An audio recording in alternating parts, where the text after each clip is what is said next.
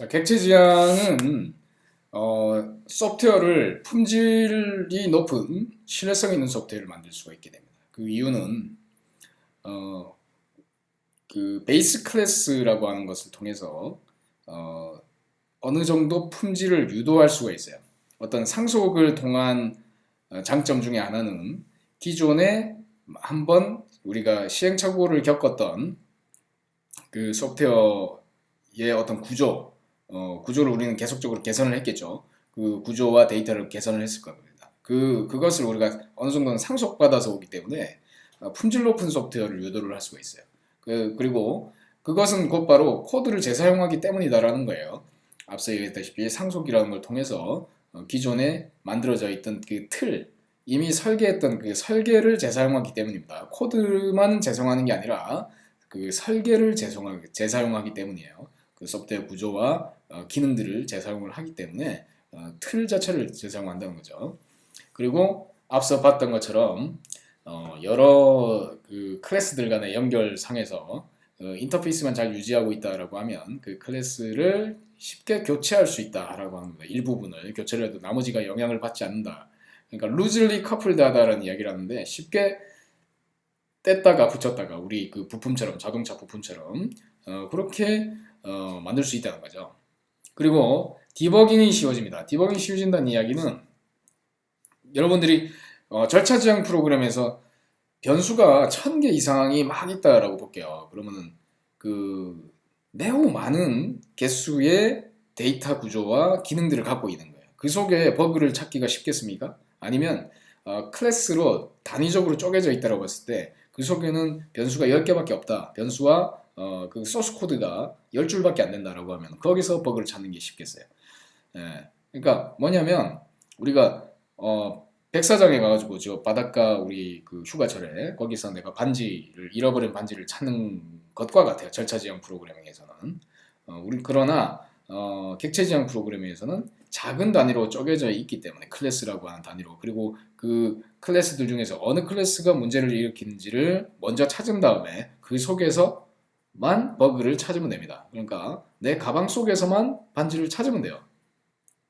그러니까 훨씬 더 디버깅이 쉬워지죠. 버그가 숨어 들어갈 공간이 그 스페이스가 크면 클수록 우리는 버그를 찾기 어렵게 되는데 객체 지향적으로 단위로 쪼개져 있고 그 객체들 중에서 상대적으로 저기가 문제일 확률이 높은 그 객체를 찾아서 그 속에서만 버그를 해결하면 나머지는 문제가 해결이 된다는 겁니다. 그래서 테스팅도 용이하고 디버깅도 용이하다는 거예요. 자, 중간 점검 문제 한번 풀어보시고요. 자, 이 객체라고 하는 것이 이제 어떻게 구성되어 있느냐? 그러면 상태와 동작으로 되어 있다. 그죠? 그래서 상태, state라고 하는 거는 field, 어떤 나의 속성 값이에요. 예를 들면 여기 자동차가 있다라고 하면 빨간색이고 현재 기어는 2단에 와 있고 현재 속도가 80km다. 이렇게 속성입니다. state, 그죠? 이 속성들을 변화시키는 것이 이 동작이죠. 기어를 바꾼다든지 감속한다든지 가속한다든지. 여기에 나와 있는 이렇게 선언을 해주는 거예요. 자, 메서드는 뭐 이런 식으로 선언을 합니다. 자바에서. 그죠? 그 다음에 필드를 우리 또 선언을 할 거예요. 자, 중간 점검 문제 한번 또 풀어보겠습니다. 우리 여기에 있는 객체들이 있는데 여기에는 어떠한 상태와 동작들이 있을 수가 있을까요? 한번 풀어보시기 바랍니다. 전구에는 어떤 게 있을까요? 전구의 상태가 뭐가 있을까요? 켜진 상태, 꺼진 상태. 그런 지금 전구의 밝기 혹은 켜짐, 꺼짐, 유무 그런 게 이제 상태겠죠. 자, 동작은 뭐가 있을까요? 전구에 대해서 켜고 끄고 혹은 디머 같은 기능이 있어가지고 뭐 이렇게 그 볼륨처럼 줄이고 키우고 하는 그런 게 또 있을 수도 있겠죠. 자, 전구와 라디오는 유사한 상태와 동작을 갖고 있을 거야. 라디오도 켜진 상태, 꺼진 상태가 있을 거고, 그리고 볼륨이 있을 거고, 그 다음에 지금 현재 어느 그 주파수에 연결되어 있는지, 뭐 이런 것들이 이제 라디오의 상태겠죠. 동작은 크고, 키고, 끄고, 전구처럼, 그리고 볼륨, 있는 거죠. 그리고 주파수를 변경하는 동작이 추가적으로 있겠네요. 그러면 전구와 라디오는 유사한 상태와 유사한 동작들을 갖고 있으므로 어떻게 해주면 좋을까요? 다형성을 통해서 상위 클래스를 하나 만들어서, 예를 들면 가전제품이라고 하는 상위 클래스를 하나 만들어가지고 크고 끼고 그러니까 키고 끄는 온오프 하는 기능 정도는 공통화 시켜준다면, 그러면 나머지 기능들을 쉽게 구현을 할 수가 있겠네요. 자, 강아지, 사자, 자전거 뭐 이렇게 볼게요. 유사성이 자전거는 좀 떨어지지만 강아지와 사자는 비슷할 거예요. 어떤 게 있을까요? 지금 배고픈지, 배부른지, 그죠? 지금 건강한지 아닌지, 뭐 이런 것들이 이제 이 비슷한 상태겠죠. 그리고 동작은 여러 가지 뭐 먹이를 준다든지, 그죠? 먹이를 먹는다든지, 잠을 잔다든지, 뭐 이런 것들이 있을 겁니다. 그죠? 뭐 짖는다든지, 그죠? 그런 것들이 유사성이 있기 때문에 이 두 개도 묶어질 수가 있겠네요. 자, 이렇게 상태와 동작을 우리가 이끌어내면 객체를 선언할 수 있다는 겁니다. 자, 메시지라고 하는 게 있는데, 객체와 객체 간에는 서로 간의 메서드를 호출하는 방식으로 메시지를 서로 간에 전달을 하면서 객체들이 상호 작용하게 됩니다.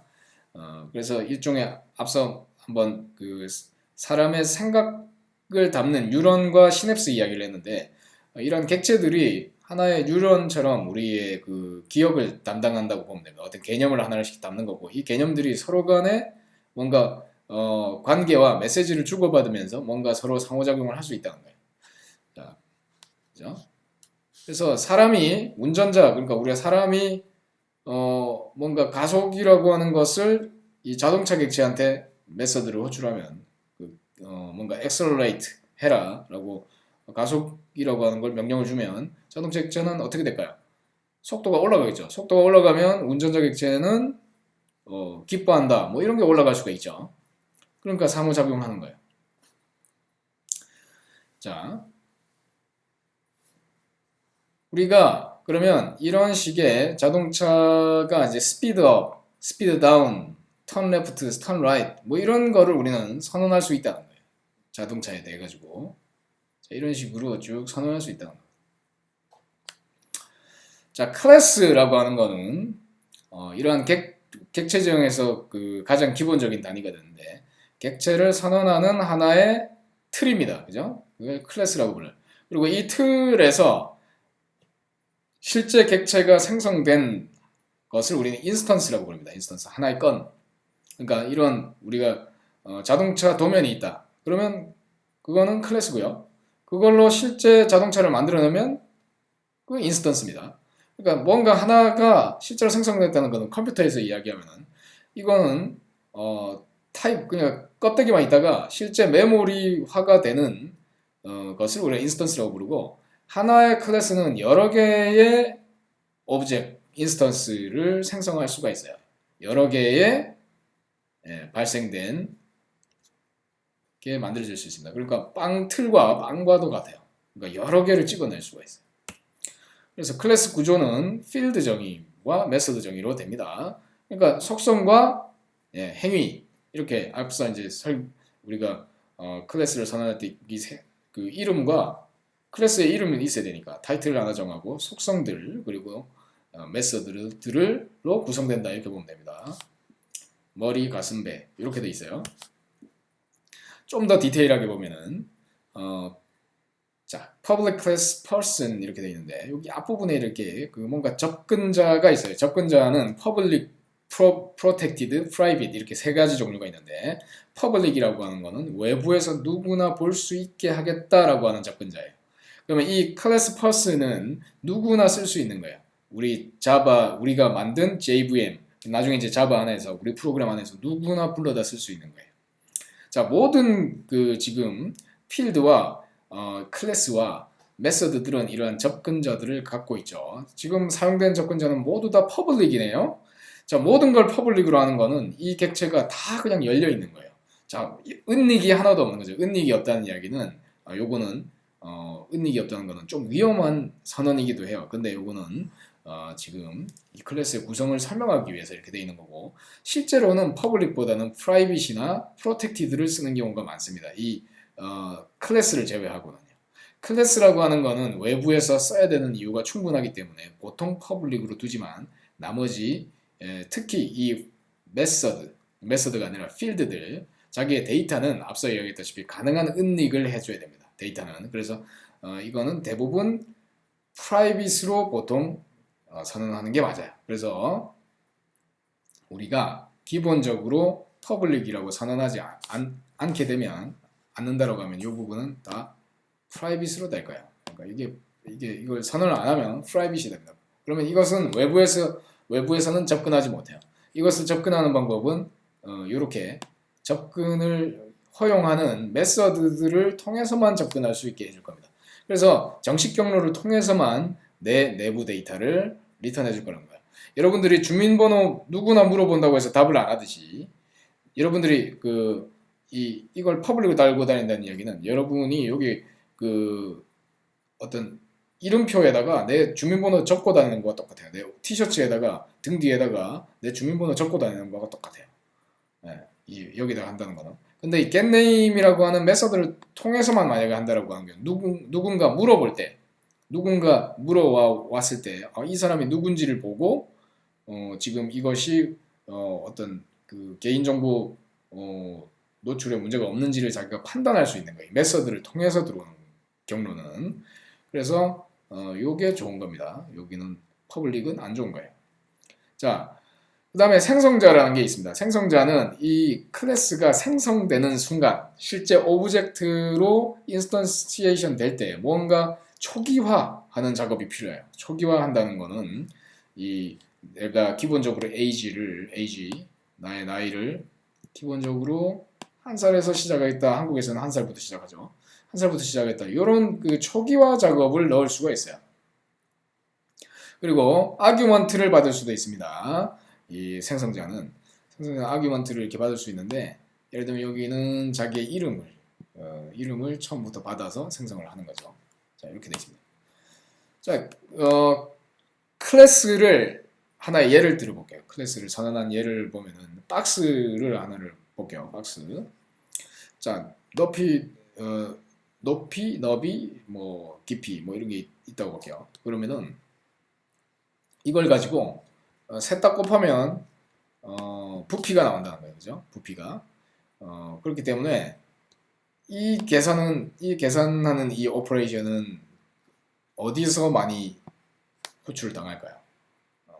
외부의 이 클래스 메서드가 다른 클래스에 있는 것보다는 이 박스 속에 선언되어 있는 게 훨씬 좋다는 거예요. 왜 그런가 하니 이것이 자체 내부에 있는 이 로컬에 들어있는 이 데이터를 참조하는 게 가장 용이하기 때문에 그렇습니다. 그러니까 데이터 로컬리티가 있어야 돼요. 내가 메서드를 선언을 할 때는 이 데이터의 참조가 가장 용이한 쪽에 메서드를 두는 게 좋다. 그래서 이렇게 선언한 예제가 잘 된 예제입니다. 자, 자동차를 예를 들어 볼까요? 자동차가 색깔이 있고 스피드, 기어 지금 상태가 있다라고 하면은 거기에 이 프린트, 이것을 화면에 출력하는 이러한 메서드를 같이 엮어주는 거죠. 그래서 이걸 응집성이 있다라고 합니다. 응집성. 자기들끼리 잘 논다는 거예요. 자기 데이터와 그거를 처리하는 로직들이 잘 하나의 클래스 안에 이렇게 몽글몽글 잘 들어있다. 그건 이제 응집도가 높다, 코헤전이 높다라는 표현을 씁니다. 자, 객체를 실제 이제 저렇게 선언한 후에 거기서 인스턴스를 찍어낼 때는 new라고 하는 키워드를 씁니다. 그래서 선언한 앞에 이렇게 변수처럼 이렇게 참조를 할 수 있게 하고 new 해서 카 이렇게 해주면 됩니다. 자, 우리가 객체를 생성한 후에 그것을 나중에 참조할 때 그 객체에 들어있는 세부 프로퍼티를 참조할 때는 이 도트를 쓰게 됩니다. 도트.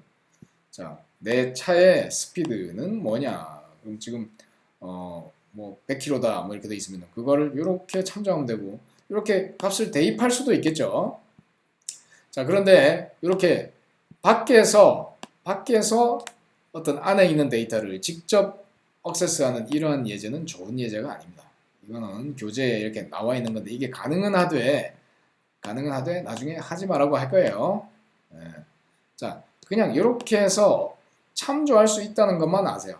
참고할 수 있다. 참고할 때도 이렇게 참고하면 안 됩니다. get speed 해가지고 얻어야 돼요. 메서드를 통해서만 얻어야 됩니다. 그래서 이거는 그냥 이 점을 도트를 통해서 참조한다는 것만 기억하세요. 이런 표현 아예 앞으로 쓸 일은 없습니다. 자, 그런데 그럼에도 불구하고 일단 여기 책에 있으니까 이야기하자면 새로운 객체를 만드는 건 이렇게 하고 그 내부의 데이터를 참고하는 것은 이렇게 합니다. 자, 그런데 이걸 더 좋게 쓰자면 이것보다는 저는 이렇게 쓸 것 같아요. 마이카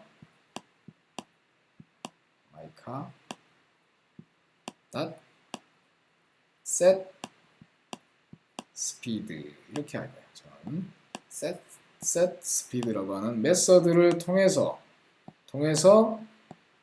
100이라는 값을 넣는 것이 올바른 방법입니다. 자, 데이터 은닉 아까 이야기했었죠.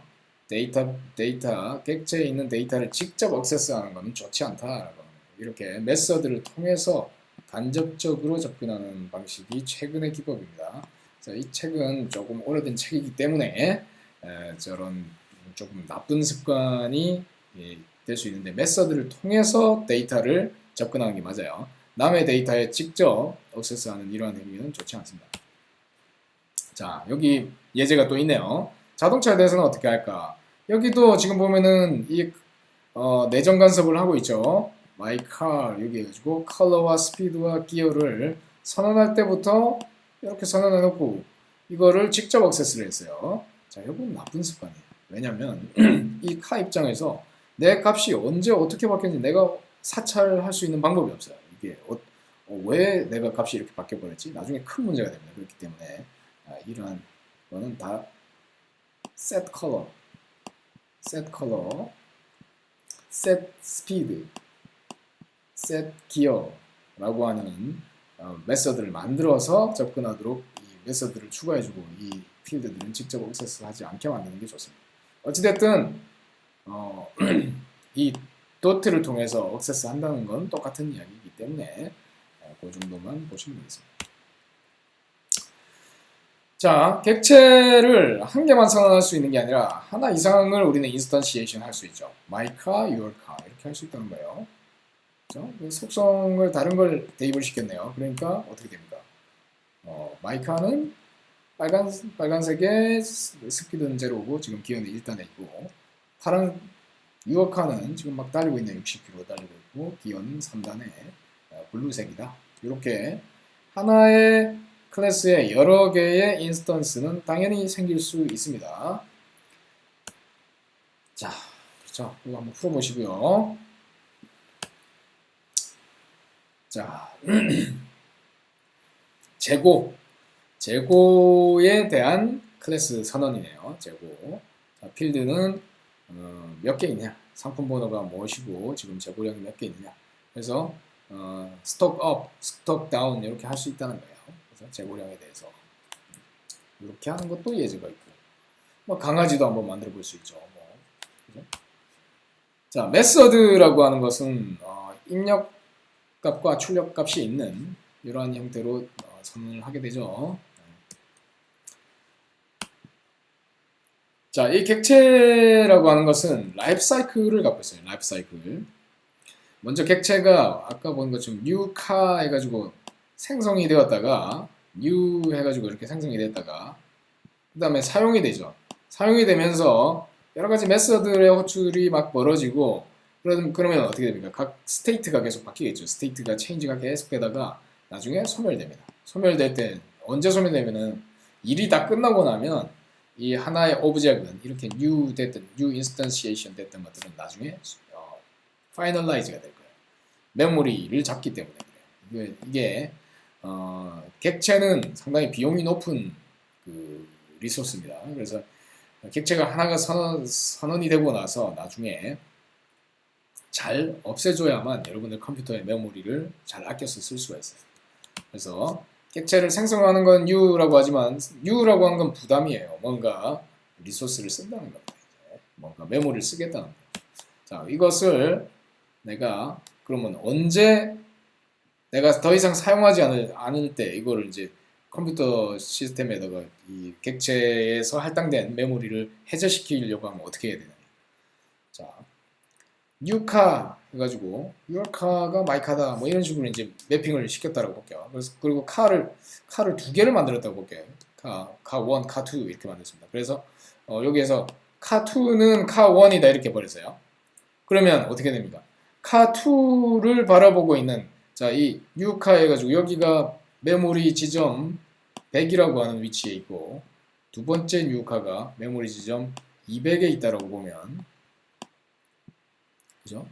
두 번째 이 카2를 바라보고 있던 원래 200이라고 하는 것이 여기 참조되어 있다가 이게 카1이 돼버렸어요. 카2가 카1이 돼. 그래서 카2도 100번째 있는 걸 가르치고 있고 카1도 100번째 있는 객체를 그냥 가르치게 생겨먹었습니다. 그러면 이건 어떻게 200번째 있던 게 어떻게 될까요? 아무도 관심이 없는 객체가 돼버렸죠. 요 두 번째 요 객체. 이게 주소가 200이었다고. 얘는 아무도 돌보지 않는 고아가 돼버렸습니다. 그러면 어떻게 되냐? 가비지 컬렉터에 의해서 소멸됩니다. 나중에 메모리를 환원시키게 돼요.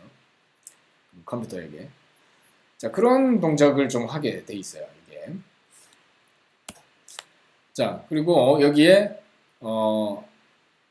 자, 앞서 있었던 이 상황에서 카1에 대한 거를 널로 처리를 했다고 볼게요. 자, 그러면 카1을 원에 원래 세팅되어 있던 이 100번째 있는 이것도 가비지 컬렉션이 돼버릴 거냐, 뭔가 소멸돼 버릴 거냐? 아니죠. 카2가 여전히 물고 있죠. 카2가. 그렇기 때문에 얘는 안 없어져요. 그래서 마찬가지 카2도 널로 해줘야만 소멸이 됩니다.